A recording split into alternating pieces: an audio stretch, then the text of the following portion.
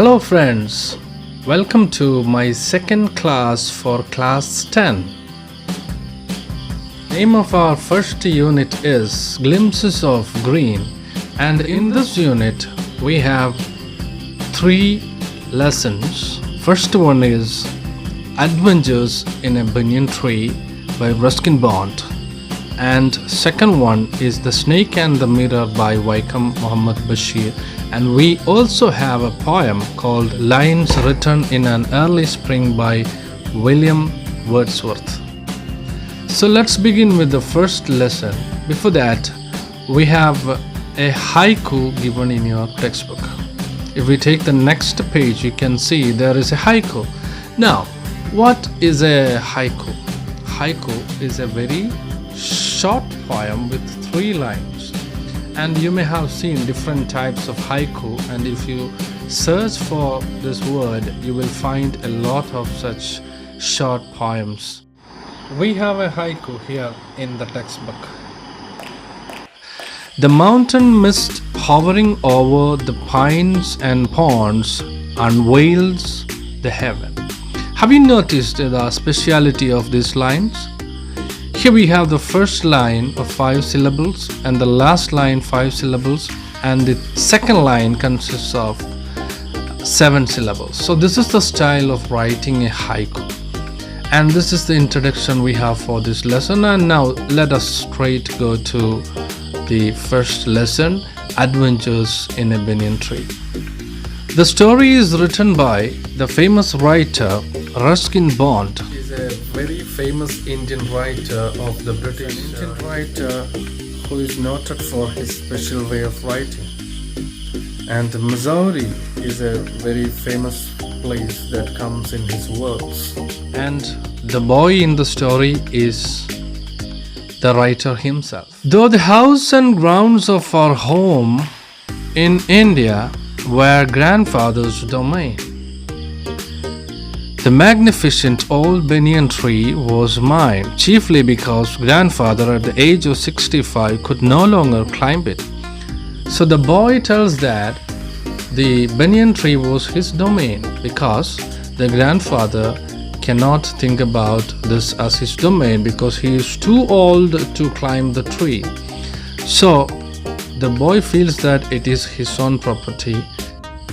We can see that the grandmother is also a very interesting character who loves to make fun of the grandfather. The grandmother says that don't try to climb on this tree. If you do, you will also fall down from the tree and die, just like the Countess of Desmond. So here it says, grandmother used to tease him about this and would speak of a certain Countess of Desmond, an English woman who lived to the age of 117 and would have lived longer if she hadn't fallen while climbing an apple tree.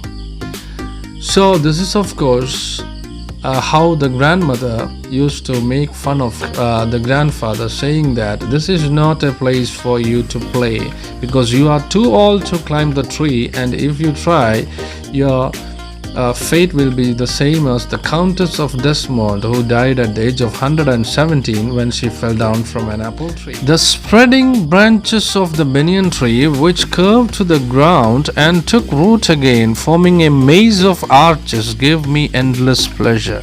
So we can see that the story is from the first person narrative, and the boy here is of course Ruskin Bond himself. This is something about something that he takes from his childhood experience. So he tells that this banyan tree gives him endless pleasure because this is everything for the boy. He loves to play around it, and there are many places in the banyan tree where he can play. It has got different maze of arches. It gave the boy endless pleasure to play around this banyan tree and on the banyan tree. The tree was older than the house, older than grandfather, as old as the town of Dera, nestling in the valley at the foot of the Himalayas. This is a very old banyan tree which is older than the grandfather, even older than the town. So this banyan tree was a favorite place for the boy. So here is the first question in your textbook. House and grounds were of grandfather's domain, but the magnificent old banyan tree was mine. Why did the boy say so? So the answer is very clear. The grandfather is too old to climb the tree, and so it is not his domain, whereas the boy is very young and energetic and he can climb the tree and enjoy. Is his domain and not the grandfather's.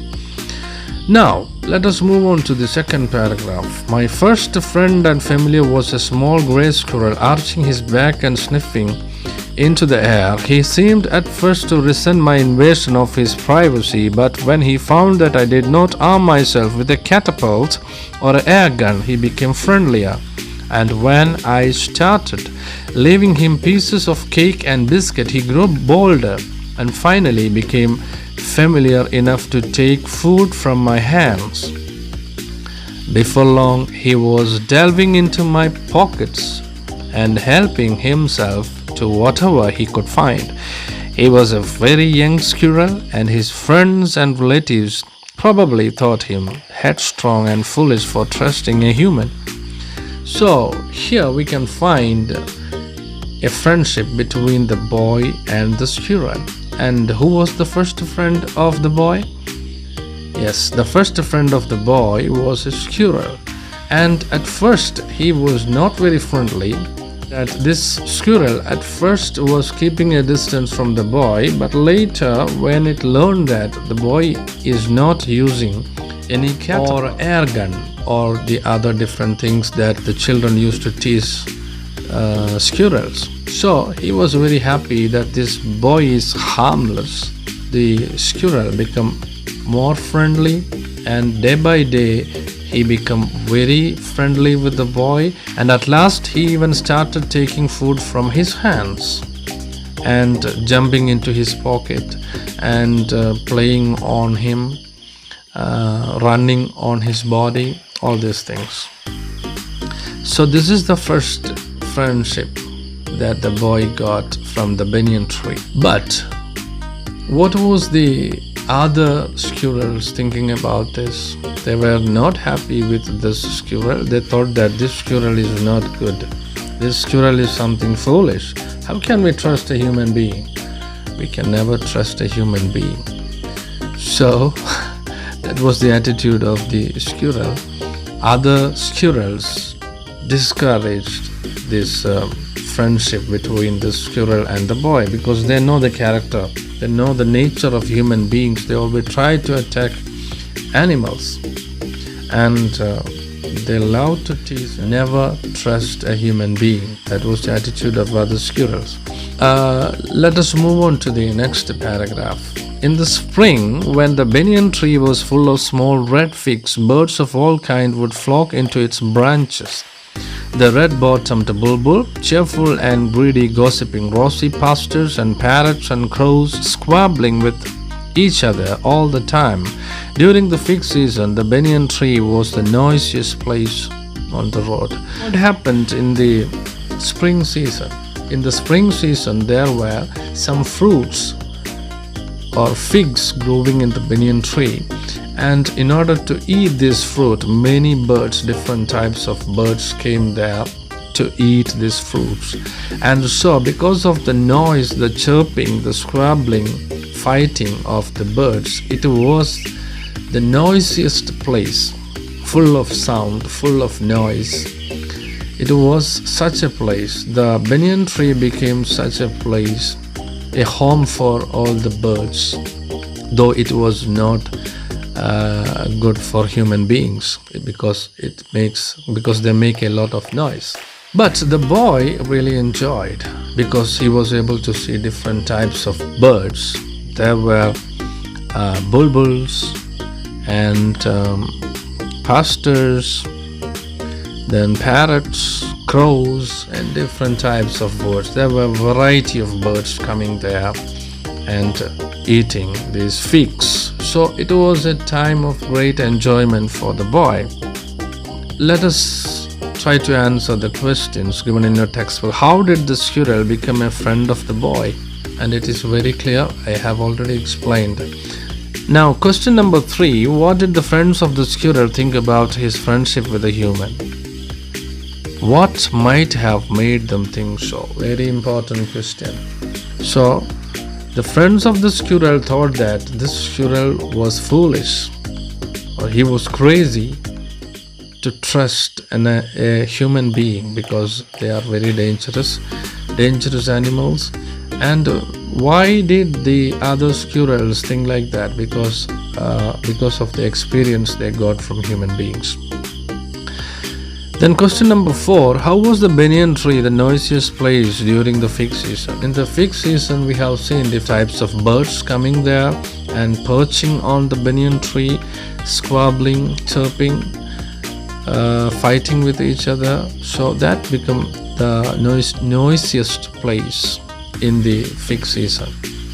Now let's move on to the next paragraph. Halfway up the tree, I had built a small platform on which I would often spend the afternoons when it wasn't too hot. I could read there, propping myself up against the bole of the tree with cushions taken from the drawing room. Treasure Island, Huckleberry Finn, the Mowgli stories, and the novels of Edgar Rice Burroughs and Lucia May Alcott made up my bag of very mixed reading. He loves to read a lot of books, and halfway up the tree he made a special platform where he can sit, that he loves to read, or like Treasure Island, Huckleberry Finn, Mowgli stories, and the books by Edgar Rice Burroughs and Lucia May Alcott. So he has got a very good collection of books, and he loves to read those books, sitting on the special platform that he has made on this tree. There is a question: how did the boy make the spring afternoon exciting for himself? The boy loved to read a lot of books. He excited himself by sitting there on halfway up the tree and reading some books. When I did not feel like reading, I could look down through the banyan leaves at the world below, at grandmother hanging up or taking down the washing, at the cook quarreling with the fruit vendor, or at grandfather grumbling at the hardy Indian marigolds which insisted on springing up all over his very English garden. So these are the different sights that the boy see when he was sitting there on the platform that he has built on the tree. He is looking at his grandmother washing the clothes, or the cook fighting with words with the fruit vendor. Maybe the fruit vendor is asking for a high price for the fruits, so there's a quarrel between the cook and the fruit vendor. And the grandfather who has got a beautiful garden, but he is angry with marigolds because they spread everywhere and doesn't allow him to maintain his beautiful garden. So the grandfather grumbling at the hardy Indian marigolds and destroys his beautiful garden. Usually nothing very exciting happened while I was in the banyan tree, but on one particular afternoon I had enough excitement to last me through the summer. So now the boy is going to tell us some experience that he had when he was sitting there on the platform, when he was watching what is happening around. That was the time I saw a mongoose and a cobra fight to death in the garden while I sat directly above them in the banyan tree. So the boy is sitting there on the banyan tree, and he has got a very good view of a fight between a cobra and the mongoose. It was an April afternoon, and the warm breezes of approaching summer had sent everyone, including grandfather, indoors. I was feeling drowsy myself and was wondering if I should go to the pond behind the house for a swim, when I saw a huge black cobra gliding out of a clump of cactus, making for some cooler part of the garden. At the same time, a mongoose, whom I had often seen, emerged from the bushes and went straight for the cobra. The boy happened to see a wonderful sight, a frightening sight, the fight between the cobra and the mongoose. He had seen mongoose many times. There is a mongoose living in the garden. It was the month of April. It was very hot. It is the summer season, and everybody wants to be inside the house, indoors. And the boy was outside, and he was feeling drowsy, bored. But then suddenly, this sight attracted his attention. There was a snake coming from one side. A mongoose also came there. When the mongoose saw the cobra, it went straight at the cobra. Sunshine, they came face to face. So there is a face-to-face fight between this cobra and the mongoose. So here is a question given in your textbook. What was the incident that triggered a long-lasting excitement for the boy in summer? So long-lasting is something that will last for a long time. So here is some incident that really shocked the boy. He remembered this incident even after it for a long time. The incident was the fight between the mongoose and the snake. Cobra knew only too well that the grey mongoose, 3 feet long, was a super fighter. The cobra knows that the cobra and the mongoose are enemies. Both of them are very good fighters, and he knows that. The boy who is watching them from on top of the tree, he knows that he is going to witness a fierce fight between the snake and the mongoose, because both of them are strong enough and both of them are very aggressive and very good fighters. He could move swiftly and strike with speed of light, and the sacs behind his long sharp fangs were full of deadly venom. It was to be a battle of champions. So here is a question. How did the cobra regard his opponent? Were they true warriors? So the cobra, he knows exactly very well that this mongoose is a very dangerous creature. His worst enemy, mongoose, is very skillful in fighting. He regarded him as a very good fighter, a superb fighter. Both of them are very good fighters. Cobra is poisonous. It carries venom or poison under his fangs. It was to be a battle of champions. So who will win this fight? We do not know. That we will see in the next class. So in the last class, I have given you 3 questions, 3 assignments, and one was to write the question answers, and I hope that all of you have written the question answers up to question number 7. And if you have any doubts, you can contact me. And the second assignment was to write a letter to your friend.